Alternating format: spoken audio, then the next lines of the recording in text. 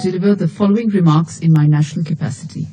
At the outset, we thank Under-Secretary General for Disarmament Affairs, Ms. Izumi Nakamitsu, for her detailed briefing.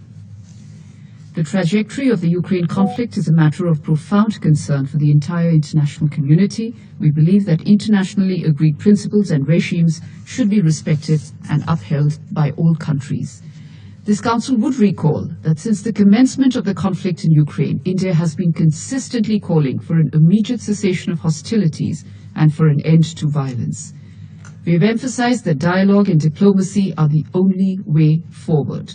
Actions that exacerbate the conflict should be avoided. Rather, all efforts should be made to de-escalate and bring both sides to the negotiating table. As our Prime Minister has said, today's era is not an era of war. In a globalized world, the impact of the conflict has not just been limited to Europe. We've all experienced its consequences in terms of surging costs and shortages of food grains, fertilizers and fuel. The Global South in particular is feeling the pain acutely. We must therefore not initiate measures that further complicate the struggling global economy. On our part, we are providing humanitarian assistance to Ukraine and economic support to our neighbors under economic distress. We very much hope that the international community will continue to respond positively to the call for humanitarian assistance.